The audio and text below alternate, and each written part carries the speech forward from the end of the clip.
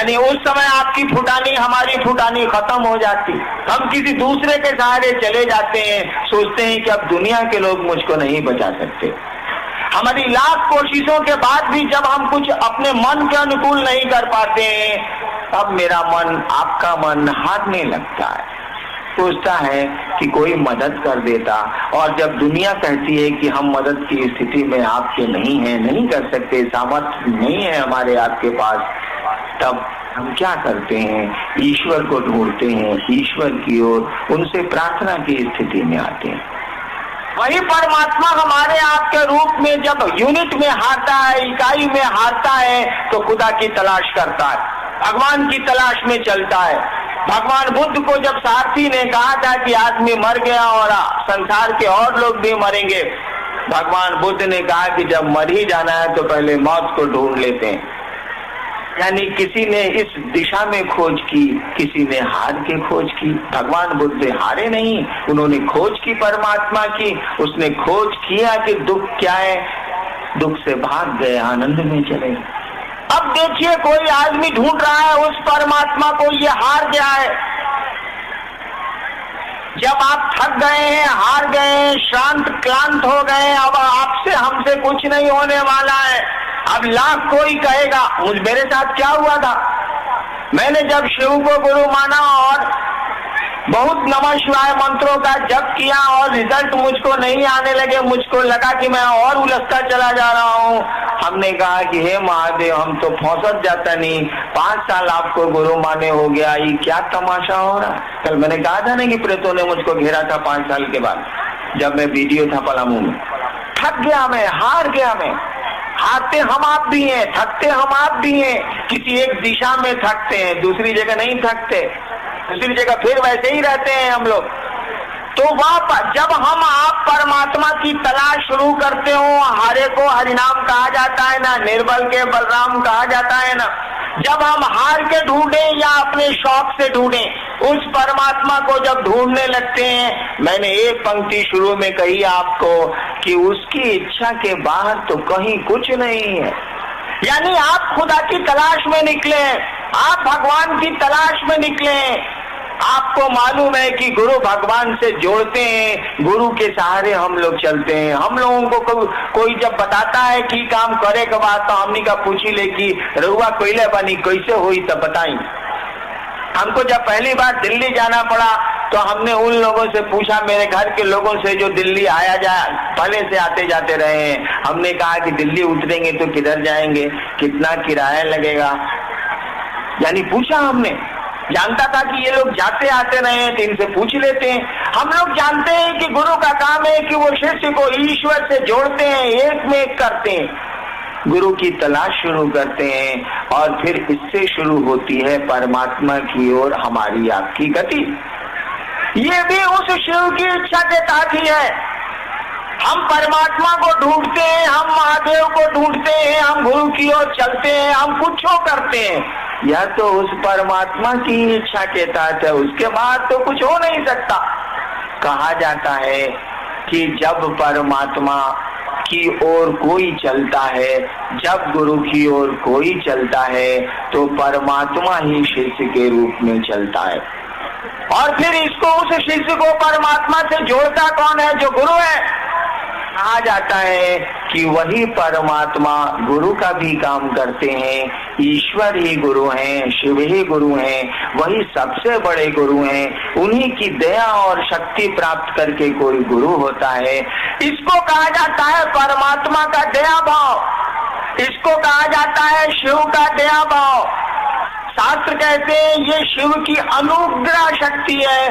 शिव दया करते हैं, अनुग्रह करते हैं, जीव शिव की ओर चलता है। समझने की कोशिश करिए, ये महिलाएं नहीं समझ सकती, ये गप करेंगी ही करेंगी। शिव चर्चा में भी सास ननद को नहीं छोड़ सकती हैं गप करना।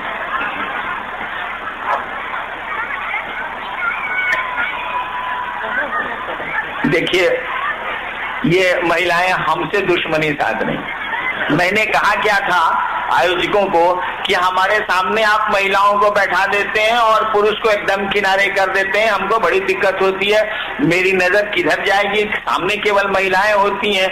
इस बार नावानगर में थोड़ा सा दाब दिया इन लोगों ने, बाएं कर दिया। सब सोच रही हैं कि बड़े गुरु भाई को इतना हल्ला करना है कि बोलने नहीं देना है, काहे बगल किया गया, हम लोग तो पहले बीच में बैठते थे।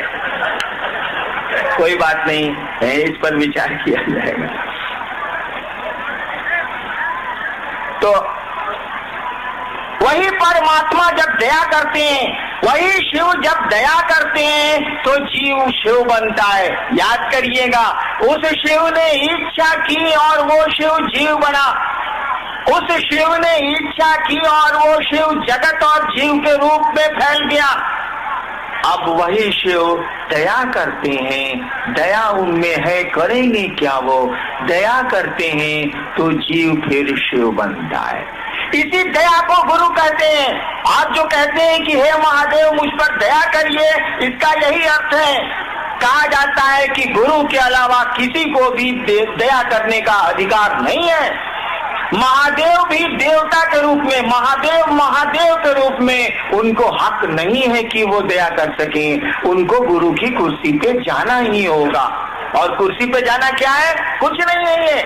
अभी आप घर लौट के जाइएगा, आपकी पत्नी कहेंगी देखो आ गई मुंह झौसा, गई रसी चर्चा में काम धाम छोड़ के।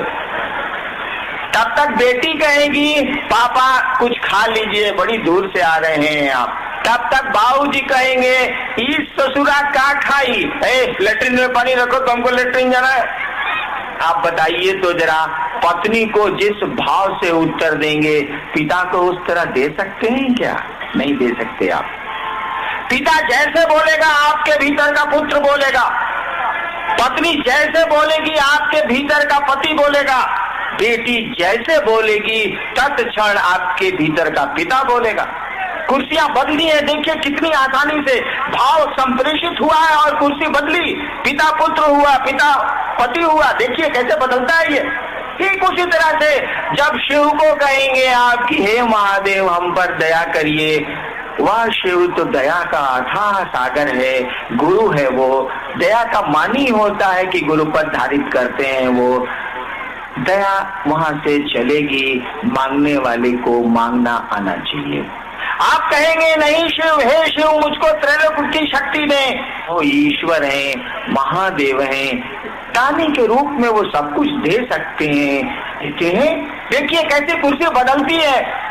मैं तो नहीं जानता उनके परिवार के बारे में, मान लीजिए आप ही से सुना है, उसी समय अगर भगवती कहें क्या हरिनारायण से गप कर रहे हैं, चलिए बाहर बहुत देवता आपका इंतजार कर रहे हैं। महादेव जिस तरह से मुझसे बातें करेंगे भगवती से तो नहीं करेंगे। एक बार मैं महादेव कहानी है, हमारे टीवी में करिया फोटो आवता, रुआ में नीमो ना होता तो हम क्या करें, हमारे टीवी एक बार मैं महादेव से बात कर रहा था, उसी समय भगवती आई कि चलिए जरा बहुत जरूरी काम है। मैं चुपचाप मुंह ठिसवाए रह गया, महादेव चले गए। अब देखिए आपका हमारा भाव कैसे बदलता है, जैसा भाव देंगे वैसा आएगा। एक बात जान लीजिए, जिस तरह से ईश्वर कण कण में बसता है, सीधा विज्ञान है कि कण कण उसी की इच्छा से सृष्ट है, तो बसेगा नहीं, उसी की इच्छा से सृष्ट है, उसी के भीतर शक्ति चलती है और सृष्ट होता है जगत, उसी के भीतर से वो क्षरण होता है शक्ति का। कभी समय मिलेगा तो शक्ति तंत्र को जब समझाऊंगा तब ये बात समझ में आएगी, तब भगवती की स्थिति समझ में आएगी। जिस तरह से ईश्वर कण कण में बसता है, इस बात को जान लीजिए, उस ईश्वर का दया भाव भी, उस ईश्वर का गुरु भाव भी हमारे आपके रोम रोम में बसता है। एक एक व्यक्ति के रोम रोम में शिव गुरु बैठा है, एक एक व्यक्ति के रोम में वो शिव बैठा है, उसका दया भाव बैठा है, दया की उसकी इच्छा बैठी है। जिस तरह से उसकी सृष्टि की इच्छा से हम आप सृष्ट होते हैं, उसी तरह उसके साथ चलती है उसकी अनुग्रह शक्ति, साथ चलता है उसका दया भाव। शिव को कहीं ढूंढने की जरूरत नहीं है, उस गुरु को ढूंढने की जरूरत नहीं है, वह गुरु तो हमारे आपके रोम रोम में बसता है। केवल जरूरत है अपने शिष्य भाव को अंकुरित कर लेने की, पनपा लेने की, पैदा कर लेने की। वो तो कण कण में बसता है, गुरु भी बसता है, ईश्वर भी बसता है। मतलब ये है कि आप हम चाहते क्या है, प्रयोजन हमारा आपका क्या है। जैसा हमारा आपका भाव होगा वैसे परिणाम आवेंगे। भाव क्या, लोग भी हमको आपको मित्रता करना चाहिएगा तो मित्र का परिणाम आवेगा, मित्रता नहीं करिएगा तो मित्रता का परिणाम नहीं आवेगा। आगे शिष्य परिवार, आप गुरु भाई ने शिव तत्व या गुरु तत्व में विभेद जाने की जिज्ञासा की है, वहीं तंत्र में शिव गुरु की क्या अवधारणा है इसे जानना चाहा है देवा प्रसाद सिंह बेगूसराय ने। देखिए, शिव और शिव गुरु की व्याख्या तो अभी हमने की, सवाल का उत्तर हो गया। तंत्र में शिव की क्या स्थिति है, क्या बोल रहे हैं? तंत्र में शिव गुरु की अवधारणा, तंत्र में शिव गुरु की अवधारणा समझ लीजिए। तंत्र शब्द का अर्थ क्या होता है? देखिए, आपने शिव को गुरु माना है, नहीं भी माना है तो हम आप आदमी हैं, अपनी बुद्धि का हमको आपको प्रयोग करना चाहिए। कपड़ा कीने जाइए हमनी का तो कहिले कि 2 रुपया घटावा हो, 5 रुपये 50 रुपये के सौदे में तो हम लोग सौदेबाजी करते हैं। और जहाँ ईश्वर की बात है, गुरु की बात है, थोड़ा भी ध्यान नहीं देते। पूजा की बात है, हम तो विचारते ही नहीं कि शिवलिंग पर जल चढ़ाएंगे तो होगा क्या। हम तो विचारते ही नहीं कि नमः शिवाय का जप करते हैं तो क्या होना, नहीं विचारते हैं हम लोग। बाबूजी कहले बारे तो नमः शिवाय, ओम नमः शिवाय के जप करतनी, लोग हमरा के बतौले बात तो करतनी। इसको उलट के बोलूंगा तो खराब लग जाए। जो जो कहेगा सो करिएगा हम, कि अपनी बुद्धि का हम लोग प्रयोग करते हैं, नहीं विचारते हम लोग। क्यों नहीं विचारते? इसका महत्व नहीं समझते हैं। कपड़े का महत्व समझते हैं, पैसे का महत्व समझते हैं, लेकिन पूजा पाठ का कोई महत्व नहीं समझते। रूटीन में करते हैं, करना है, लोगों ने सिखला दिया है तो करते हैं। जानते हैं, मैं आपको बताऊं, मैंने जब शिव को गुरु माना था और शिव से जब मुझको कोई परिणाम नहीं आ रहे थे, मैं किससे कहने जाता बताइए तो जरा। कोई तो नहीं था। मेरे मन ने यही आरा गांगी श्मशान में 1974 में ये तय किया था कि गुरु भगवान होते हैं तो भगवान गुरु काहे नहीं है। मैं भगवान शिव को समझता था, मैंने शिव को गुरु मान लिया। मैं तो नहीं जानता था कि महादेव गुरु होते हैं, मुझको नहीं पता था, न किताबों में पढ़ा था न किसी से सुना था। मैं किससे पूछने जाता, कौन मेरी बात सुनता? कोई तो नहीं था। मेरे मन का फितूर था, मेरे मन की कल्पना थी या शिव की दया होगी, नहीं कह सकता क्या स्थिति है। आज तो आप पकड़ते हैं हरिमनानंद को, आप तो पकड़ते हैं रामविलास सिंह को, आप तो पकड़ते हैं दूसरे गुरु भाइयों को कि महादेव के गुरु मनला 2 महीना हो गई, हमरा कुछ नहीं के बुझा। बताई तो हम केकरा के पकड़ती 1974 75 से लेके 82 तक। शिव को गुरु मानने के 8 वर्षों तक, 74 में मैंने यही आपके पुराने शाहबाद के जिला मुख्यालय में मैंने शिव को गुरु माना था। और 1982 में जब मेरी बदली मजिस्ट्रेट के रूप में मधेपुरा में हुई थी, तब मैंने 8 वर्षों के बाद वहां के साथियों को जो श्मशान में सहरसा में मेरे साथ जाते थे, उनको मैंने, अब तो उसमें माननीय मंत्री भी बिहार के हैं लोग, मैंने उनको कहा कि छोड़िए अब श्मशान की पूजा, चलिए शिव को गुरु मानते हैं। यानी शिव को गुरु मानने के बाद भी मेरा मन इस बात को स्वीकार करने को नहीं तैयार था कि यहाँ भी झूठ नहीं है, यहाँ भी फरेब नहीं है, क्योंकि मैंने तो पूजा पाठ की दुनिया में फरेब पाया था, झूठ हमको मिला था, दुख मिला था, प्रताड़ना मिली थी। तो जो हमको मिलेगा वही ना आपको देंगे भाई साहब, जो मेरे पास रहेगा वही न देंगे आपको। हम कहाँ से लाएंगे दूसरी चीजें? हमको मिला है अविश्वास, हमको मिला है धोखा, हमको मिली है अश्रद्धा। आप मुझसे विश्वास मांगते हैं, आप मुझसे श्रद्धा मांगते हैं। झूठ बोलूंगा तो दे दूंगा आपको, लेकिन सही स्थिति तो यही है कि मेरे पास विश्वास नहीं है, मेरे पास श्रद्धा नहीं है। मैं तो व्यापारी हूँ, एक हाथ दे एक हाथ ले की दुनिया समझता हूँ। इसके आगे समझने की हमारी आपकी स्थिति अब नहीं रह गई है। 8 वर्षों तक शिव को गुरु मान के मात्र मैंने अपनी पत्नी और 1-2 आदमी को मैंने कहा था कि मैंने शिव को गुरु माना, और इतने मेरे साथी थे।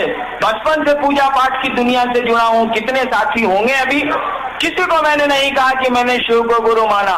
जो मेरे साथ श्मशान जाते थे, जब मैं मजिस्ट्रेट हुआ छपरा में, तो वहाँ के हेड ऑफ डिपार्टमेंट से शशिभूषण वर्मा साहब, बचपन में मैं उनके साथ जमालपुर की घाटियों में साधना करता था, वहीं वो हेड थे और मैं वहीं डिप्टी कलेक्टर होके गया था। 1978 की बात है ये।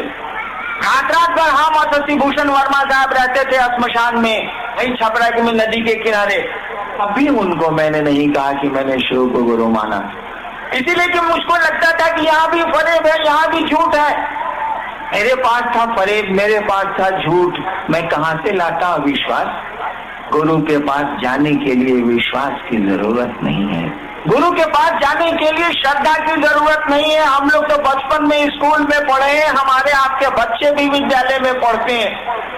जब पहली बार हम आप विद्यालय गए थे या पहली बार अपने बच्चों को विद्यालय भेजते हैं, जाने का मन करता था क्या विद्यालय? बाबूजी आज माथा दुखाता, आई आज पेट दुखाता, नहीं जाने का मन था। कोई श्रद्धा नहीं थी, कोई ज्ञान नहीं था, कोई विश्वास शिक्षकों के प्रति नहीं था। मुझको तो सयाने तक नहीं हुआ। मेरे पिताश्री यहाँ बैठे हैं, बिहार में डायरेक्टर थे, रिटायर कर गए, 14 साल रिटायर किए हुए उनको हुआ है।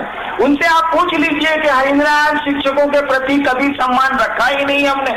मुझको शिक्षक हमेशा देते नजर आए, हमेशा मैंने झगड़ा किया है मास्टरों से, तो मेरे शिक्षक थे, तो मैं कमीना था। लेकिन कोई देख के कहेगा ना कि ये आदमी आज से 28 साल पहले, 30 साल पहले डिप्टी कलेक्टर हुआ है, इसके शिक्षक जरूर ईमानदार रहे हैं, शिक्षकों ने अपनी प्रतिष्ठा बचाई है, अपनी गरिमा बचाई है। ये तो साला शुरू से ही इडियट था, उसने निभाया रिश्ता। शिक्षक अपने पद के प्रति गरिमा युक्त थे, उन्होंने अपने पद की गरिमा रखी। मुझको पढ़ाया, मैं उनका विद्यार्थी था। दुष्ट हूँ या अश्रद्धा रखूं? हमारे आपके बच्चे भी तो विद्यालय जाते हैं और बहाना बनाते हैं नहीं जाने का। शिक्षक पढ़ाते हैं, अध्ययन के प्रति अभिरुचि जगाते हैं, पढ़ाई के प्रति प्रेम जगाते हैं। कोई विश्वास छोटे बच्चों में नहीं होता शिक्षक के प्रति, कोई श्रद्धा नहीं थी हमारे आपके पास शिक्षक के प्रति। आज जरूर हो गई है, उस दिन नहीं थी। इसलिए कि खेलना अच्छा लगता था, घूमना अच्छा लगता था, शिक्षक पढ़ाया करते थे। ठीक वही स्थिति गुरु की भी है। मैंने तो शिव को गुरु माना, कोई विश्वास मेरे पास नहीं था। सच मानिए तो आज भी नहीं। मुझको तो शिव को गुरु माने अब 29 साल हो गए, और कोई मुझसे पूछे कि आपको अपने गुरु पर विश्वास है, मेरा दिल डर जाएगा। विश्वास अभी तक मेरे मन में नहीं बन पा। लोग मेरे साथ जो चलते हैं वो जानते हैं कि मैं मंदिरों के भीतर नहीं जाता। बड़ी जगह गया हूँ मैं, कामरूप कामाख्या से लेके वैष्णव देवी सब जगह कई बार गया हूँ। इन मंदिर के भीतर क्या है इस बेहुदे हरिनारायण को नहीं पता। ऐसा नहीं है कि मैं नहीं समझता कि भगवती क्या है, मैं नहीं समझता। ऐसा नहीं है कि मैं नहीं समझता कि राम या हनुमान क्या है, मैं खूब समझता हूँ। महादेव का चेला हूँ। 30 वर्ष में महादेव ने तो जरूर समझाया होगा, नहीं समझाया होता तो सचिवालय आज मेरा ऑफिस खुला हुआ है। मैंने प्रार्थना की है कि आज रात तक लौटूंगा, आज नहीं लौट सकूंगा। काहे के लिए? यही कि जिस गुरु को मैंने समझा है, जो गुरु सही में क्रियाशील है, जिसको अविश्वास में मैंने अपना गुरु माना है, तब भी वो गुरु की गरिमा निभाता है, तब भी वो क्रियाशील है। ऐसे गुरु को लोग गुरु मान लें तो जगत का कल्याण हो जाएगा, एक एक आदमी का कल्याण हो जाएगा। चलिए छुट्टियां लेके चलते हैं और समझाएंगे, कोशिश करेंगे, प्रार्थना करेंगे, अनुनय विनय करेंगे। गुरु होंगे शिव, आप होंगे उनके शिष्य, मैं क्या होऊंगा? कुछ नहीं होगा, मुझको ये पता है। क्योंकि गुरु शिष्य में सीधा संबंध होता है, डॉक्टर और रोगी का सीधा संबंध होता है, वकील और क्लाइंट का सीधा संबंध होता है। अगर रोग नहीं ठीक होगा तो आप कंपाउंडर को नहीं करिएगा, कहिएगा डॉक्टर भी ठीक नहीं है। अगर आपका बच्चा नहीं पढ़े स्कूल में ठीक से तो मॉनिटर को आप कुछ नहीं बोलिएगा, कहिएगा मास्टर ठीक नहीं है। अगर शिव को आपने गुरु माना है और वह गुरु आप में नहीं उतरा शिव को आपने गुरु माना है और वह शिव गुरु का काम है कि वो अपने जैसा बनाते हैं। कहा जाता है कि गुरु साक्षात परब्रह्म, गुरु परमात्मा होते हैं, इसीलिए अपने शिष्य को परमात्मा बनाते हैं। बनाना क्या है? आपका मन साधु होता है, आपका मन दुष्ट होता है, आपका मन ही शिव होता है, शरीर थोड़े ही होता है। तो 29 साल की शिव शिष्यता में मैं नहीं समझ सका, तभी वो गुरु मेरा गुरु है कि नहीं है। कोई विश्वास नहीं बनता मेरे मन में मेरे महादेव के प्रति, लेकिन मेरा वो गुरु है और कमाल का गुरु है, वो अपनी गरिमा निभाता है।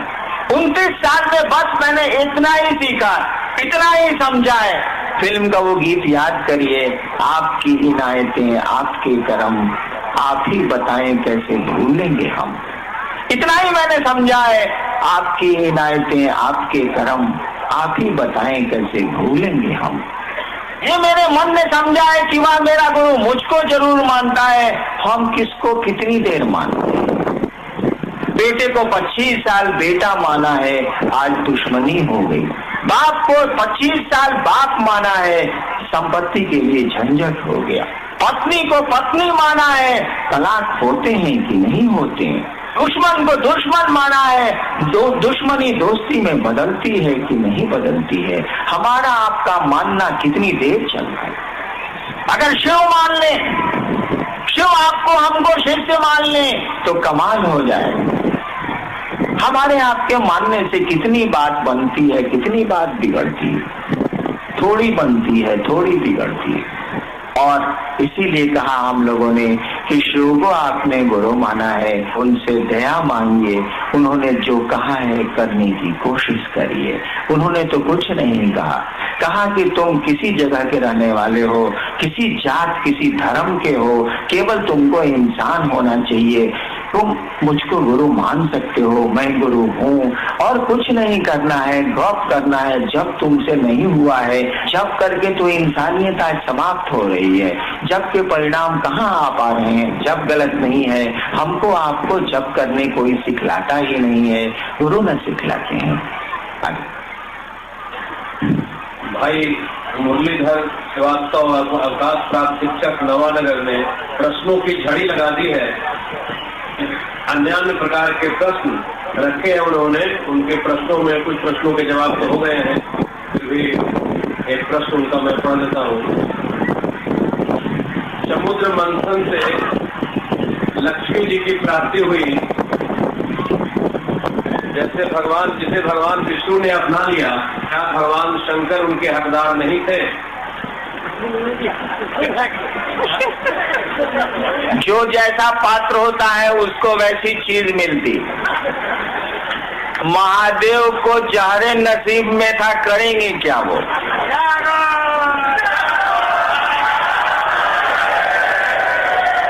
परिणाम क्या निकला? मान सहित विष खाई के, मान सहित विष खाई के शंभु भये जगदीश। जगत के ईश हो गए वो। आप ही बोलते हैं, मैं तो नहीं बोलता, कि वो महादेव हैं, महेश हैं, अघोरेश्वर हैं, मृत्युंजय हैं। ये कोई हमारी बात है? ये तो बड़ी पुरानी बात है। आप कितनों कष्ट में चले जाइए, आपको मार्केट पर मार्केट घेरे हुए हैं। किसी पंडित, मैं खुद ज्योतिषी रहा हूँ, किसी पंडित के पास आप चले जाइए, किसी ज्ञानी ज्योतिषी के पास चले जाइए, वो सुग्गा रखता हो रोड पर तो, या हवाई जहाज में चलने वाला लब्ध प्रतिष्ठित कोई ज्योतिषी है तो आपके जन्म कुंडली को देख के जब वो देखेगा कि काल सर्प योग आ गया, जब वो देखेगा कि 1-2 ग्रह वक्री नहीं हुए, 6-6 ग्रह वक्री हो गए, तब वो आपको सूर्योपासना और शनि की उपासना नहीं बतलाएगा। तब वो सुंदरकांड और बजरंगबली की उपासना नहीं बतलाएगा। कहेगा कि मंगल भी वक्री हैं, शुक्र भी वक्री हैं, सूर्य भी नीच के हो गए हैं, केतु की दृष्टि बड़ी खराब आप पर है, राहु तो साला ऐसे ही छितराया हुआ। तो क्या कहते हैं पंडित आपको? जाइए नमः शिवाय का जप करा लीजिए, जो उनको मालूम है। जाइए ओम नमः शिवाय का जप करा लीजिए। जाइए बनारस में रुद्राभिषेक करा लीजिए, जाइए पार्थिव शिवलिंग का पूजन करिए, जाइए महामृत्युंजय का जप करिए। जान लीजिए आप पर जब विशेष मार्केश गिरता है तो कोई भारतवर्ष का ज्योतिषी आपको न भगवती के पास भेजेगा, न आपको दूसरे आराध्य के पास भेजेगा, न किसी ग्रहों की पूजा बतावेगा। सीधे कहेगा कि आप सुनिए महादेव की पूजा करिए अथवा कराइए, कोई उपाय नहीं है। कितने ग्रहों को शमित करिएगा, कितने देवताओं को मनाइएगा, चले जाइए महादेव के पास। बात कितनी बिगड़ती है, कितनी बनती है, ये तो मुझको नहीं मालूम, लेकिन आज तक का इतिहास यही है। अरे समुद्र मंथन में क्या हुआ था ये तो मुझको नहीं मालूम, न मैं विंध्य पर्वत था, न तक्षक नाग था, वासुकी नाग था, और न देवताओं के समय में देवताओं के साथ था। पता नहीं महादेव के साथ होऊंगा या नहीं होऊंगा, लेकिन क्या होऊंगा, उनसे क्या हिस्सा बांटता, वो तो जहर पी के रह गए थे। जहर में हिस्सा हम लोग क्या लेंगे। आगे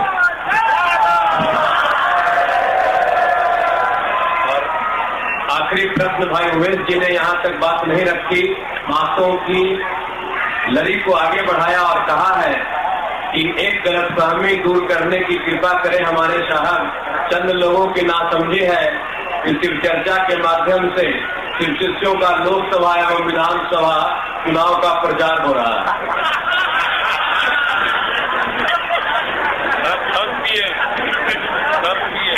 आप एक बात जान लीजिए, हम लोग महादेव के चेला हैं, शिव हमारे गुरु हैं। जैसा गुरु होता है वैसा शिष्य होता है, यही नियम है। हम जो कहते हैं तो करते हैं। जब तक हरिंद्रानंद की सांस चलेगी, जब तक शिव शिष्यता चलेगी, हमको मात्र गुरु के आदेश से मतलब है। हम जन जन को शिव से जोड़ेंगे, जो जुड़ गए हैं उनको उनके संबंध को प्रगाढ़ करेंगे। बाकी जिनको जो कुर्सियां लेनी है लें, हम उनका सम्मान करते हैं, हमको उनसे कुछ लेना देना।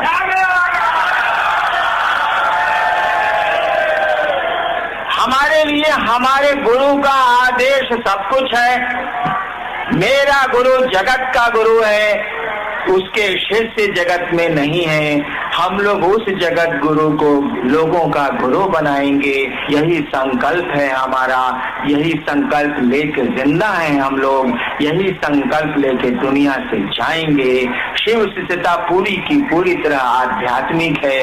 हम सबका सम्मान करते हैं, लेकिन समादर करते हैं। हमको इन चीजों से कोई मतलब नहीं है। हम लोग कोई राजनीति नहीं करेंगे, हम लोगों को राजनीति से कोई मतलब नहीं है। गुरु आदमी को साधु बनाता है, शिव अपने जैसा शिष्य को बनाएंगे। हम लोग साधु हैं, साधुता बिखेरेंगे, प्रेम का बगीचा लगाएंगे, लोगों को शिव गुरु से जोड़ेंगे। सांप और चूहे को एक साथ रखने की हमारी आपकी मानसिकता है। बाघ और बैल एक साथ राह के सुगंध बिखेरें, प्रेम बिखेरें, यही शिव शिष्य चाहते हैं। इसके अलावा हम न कुछ चाहते हैं और न कुछ करेंगे।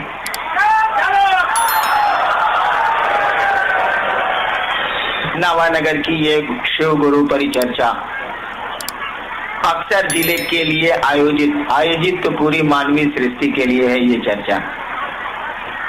आसमान के लोगों को भी निमंत्रण हम लोग देते हैं हर कार्यक्रम में। आप आए, इस भयानक ठंड में आए। कुछ मेरे साथ लाचारी है, इसीलिए इतनी ठंड में भी मैं कार्यक्रम करता हूँ। नौकरी अगर छूट जाएगी करूंगा कार्यक्रम, लेकिन 10 से 5 करूंगा। तब गर्मी में क्यों नहीं करूंगा, अच्छे मौसम में क्यों नहीं करूंगा। बड़ा कष्ट होता है हमारी माँ बहनों को, भाइयों को, लोगों को। विवशता है, इसीलिए हर साल मैं दिसंबर के अंत में करता हूँ, क्योंकि सरकार 2 दिनों की छुट्टी देती है। आप इस ठंड में आए,